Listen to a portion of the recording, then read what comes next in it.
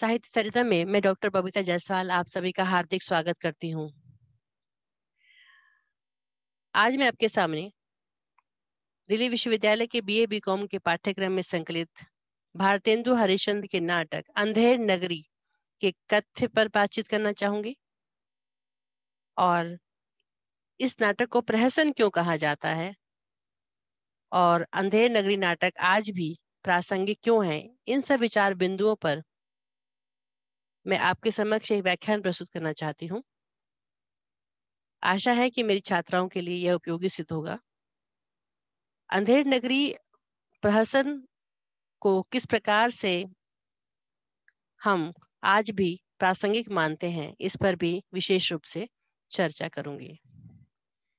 तो आइए बात करते हैं भारतेंदु हरिश्चंद्र द्वारा लिखित अंधेर नगरी नाटक के कथ्य पर। भारतेंदु जनता से सीधा संबंध स्थापित करने वाले लेखक थे। अंधेर नगरी में उन्हें सामान्य जनता की समस्या अर्थात बकरी मरने की समस्या, जो आम जनता की समस्या है, को नाटक का केंद्रीय बिंदु बताकर सांस्कृतिक मोर्चे पर साम्राज्यवादी सत्ता, विरोध एवं तर्क शून्य औपनिवेशिक मानसिकता के खिलाफ संघर्ष करते हुए देखा जा सकता है। वे बतलाते हैं कि अन्याय, अव्यवस्था करने वाली अघोषित मूर्खतापूर्ण नीति के फंदे में केवल प्रजा ही नहीं फंसती, बल्कि स्वयं राजा भी फंसता है। अंधेर नगरी का टके सेर भाजी टके सेर खाजा वाली जो समतावादी नीति भी एक आकर्षक छलावा है, जिससे गोवर्धन दास जैसी लोभी जनता छली जाती है। अंधेर नगरी नाटक 6 दृश्यों में पूरा होता है। इसकी कथा वस्तु में लोकानुकृति है। भारतेंदु ने इसमें अंधेर नगरी चौपट राजा की लोक कथा लेकर समकालीन राजनीतिक चेतना का अर्थ भर दिया है।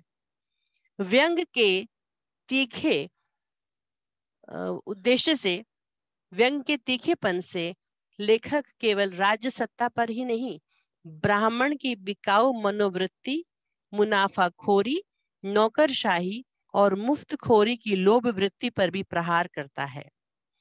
यह प्रहसन यदि आज भी प्रासंगिक बना हुआ है तो अपने इन्हीं जवाबों के चलते। इसकी कथा जिस मासूमियत के साथ हास्य व्यंग की धूप छांव का बेल करती है, उसकी वजह वह लोक काल है जो प्रहसन की संरचना में ही निहित है। अंधेर नगरी के प्रथम दृश्य में एक गुरु और 2 चेलों के प्रसंग को साबिप्राय रखा गया है तथा उस उपदेश को भी जिसमें गुरु ने कहा है कि लोभ कभी नहीं कीजिए, या में नरक निदान। बाद में चेला गोवर्धन दास जब फांसी के फंदे पर पहुंचता है, तब इस उपदेश की सार्थकता समझ में आने लगती है। साथ ही प्रकारांतर से नाटक यह भी जतला देता है कि आजकल उपदेश इसलिए दिया जाता है कि लोग उसे न माने। दूसरे दृश्य में बाजार एवं गोवर्धन द्वारा किए जा रहे मोल भाव का प्रसंग है। यह कबाब वाला, घासी राम, नारंगी वाली, हलवाई, कुंजरिन, मुगल, चूरन वाला, मूंगफली वाली, जात वाला, बनिया वगैरह अपनी अपनी बोली में माल बेचते हैं। तुकबंदी वाली बोली ही इनके माल का विज्ञापन है। अंधेर नगरी नाटक में बाजार का दृश्य काफी जीवंत है। व्यवसायिक संस्कृति को विज्ञापन की सहायता से व्यापक और लुभावना बनाने के पूर्व की यह स्थिति है। इसमें कबाब वाला, चने जोर गरम वाला, नारंगी वाली, हलवाई, कुंजड़िन, मेवा फरोश तत्कालीन बाजार के यथार्थ चरित्र हैं। ये अपना सामान भी बेचते हैं और समाज के चरित्र और हालात पर भी टिप्पणी करते हैं। घासी राम कहता है, चना हाकिम सब जो खाते, सब पर दूना टिकस लगाते। कुंजरिन की दृष्टि में चरित्रों में कोई भेद नहीं है, जैसे काजी वैसे पाजी। इस बाजार में एक जात बेचने वाला ब्राह्मण भी है जो पैसा लेकर मन के अनुकूल व्यवस्था देता है। वो कहता है, शूद्र का ब्राह्मण और ब्राह्मण को शूद्र बनाता है। वह रुपए के लिए झूठी गवाही देता है, धर्म और प्रतिष्ठा बेचने, पाप का पुण्य करने के लिए कहता है, तैयार करता है सबको। मुगल पठान मेवा फरोश है, उसके चरित्र में जो गर्व और दिलेरी है उसका भौगोलिक और ऐतिहासिक आधार है। पठानों ने अंग्रेजों के छक्के छुड़ाए थे। वह कहता है, आगरा ऐसा मुल्क जिसमें अंग्रेजों का भी दांत खट्टा हो। पाचक वाला समानांतर व्यवस्था चलाने वाले मुनाफाखोरों, रिश्वतखोरों, महाजनों आदि पर कटाक्ष करता है। अंग्रेजों की उपनिवेशवादी विस्तारवादी नीति की ओर भी वह संकेत करता हुआ कहता है, चूरन साहब लोग जो खाता, सारा हिंद हजम कर जाता। इस बाजार का एक उसूल समतावादी है, सब समान है। साग से लेकर मेवा तक सब कुछ टके से बिकता है इस बाजार में। गुरु महंत जी अंधेर नगरी चौपट राजा की नीति में अनिष्ट देखते हैं और नगर छोड़कर चले जाते हैं। गोवर्धन दास सस्ती मिठाई खाने के लोभ में गुरु की बात नहीं मानता और उसी नगर में रह जाता है। कल्लू बनिए की दीवार गिर पड़ने से किसी की बकरी दबकर मर जाती है। फरियादी चौपट राजा के दरबार में फरियाद करता है। राजा उस दीवार को पकड़कर लाने का आदेश देता है जिससे दबकर बकरी मरी है। मंत्री समझाता है दीवार नहीं आ सकती, तो वह एक एक करके कल्लू बनिए, चूने वाले, भिश्ती, गडेरिए और कोतवाल को बुलवाता है। बचाव में सबकी सफाई सुनता है और अंत में कोतवाल को दोषी पाकर फांसी की सजा सुनाता है। कोतवाल के भाग्य से फांसी का फंदा बड़ा था और कोतवाल की गर्दन छोटी थी, इसलिए फंदे की गोलाई के अनुरूप मोटी गर्दन वाले आदमी की खोज के काम में गोवर्धन दास पकड़ा जाता है। गोवर्धन दास खूब रोता चिल्लाता है और गुरु की आज्ञा ना मानने के लिए खुद को कोसता भी है। अंत में वह और सब ओर से निराश होकर गुरु को याद करता है और गुरु आते हैं और उनकी तरकीब से गोवर्धन दास छूट जाता है। प्रहसन का अंत अजीबोगरीब है। स्वर्ग जाने के लालच में अंधेर नगरी का राजा स्वयं ही फांसी लगा लेता है।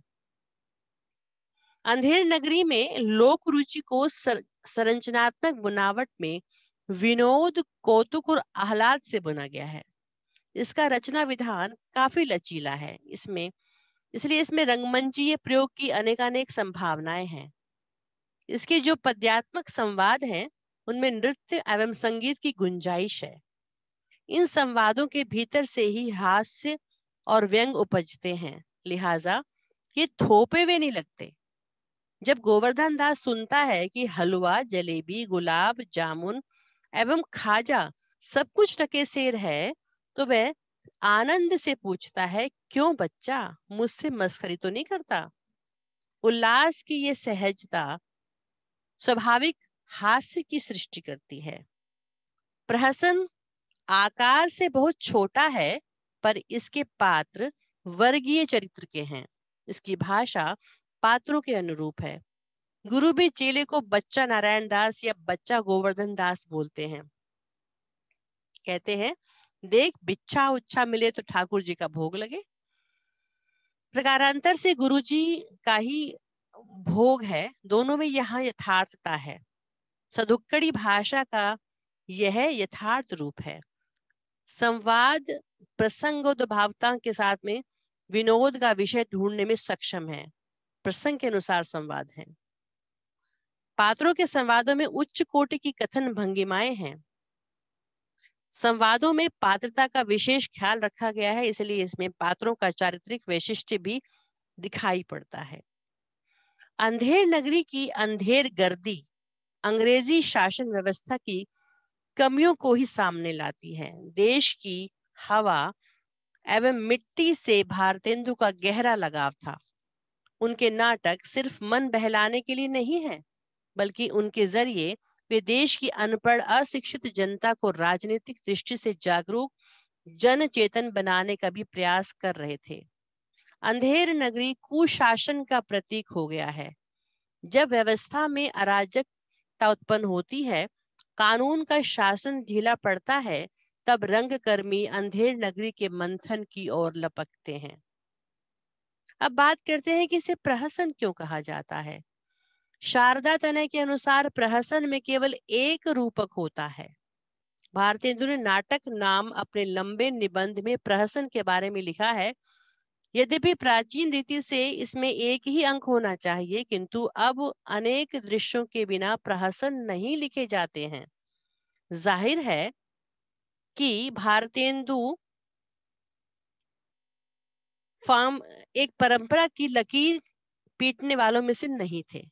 जरूरत के अनुसार फॉर्म में लचीलापन लाना और समकालीन परिस्थितियों के अनुरूप कथ्य को उसके उद्देश्य के अनुसार बनाना वे गलत नहीं मानते थे। इस दृष्टि से देखें तो अंधेर नगरी 6 दृश्यों का प्रहसन है तथा इसमें नाटककार ने अपने अपने पूरे प्रचार का जो लक्ष्य है वह 3 वर्णों को बनाया है और उन पर प्रहार भी किया है। ये वर्ग हैं रूढ़िबद्ध धार्मिक समुदाय, महाजन वर्ग एवं उपनिवेशवादी सत्ता से जुड़े हुए लोग। प्रहसन में इन तीनों वर्गों से संबंधित इतने चुटीले चित्र भारतेंदु ने दिए हैं कि आज का दर्शक या पाठक भी मुग्ध हो जाता है, क्योंकि तीनों वर्ग आज भी समाज की प्रगति में रोड़े अटकाए बैठे हुए हैं। अंधेर नगरी प्रहसन लगता है, पर इसके स्थापत्य में नीतिपरक आग्रह और लोक शैली का ऐसा खुलापन है जो इसे ऊंचे में नहीं रहने देता। यह लोकधर्मी नजरिए का परिणाम है कि पात्र और स्थितियां नीति कथा के अनुरूप हैं एवं उद्देश्य समकालीन आग्रह से नियंत्रित है। प्रहसन हास्य रस का मुख्य नाट्य रूप है।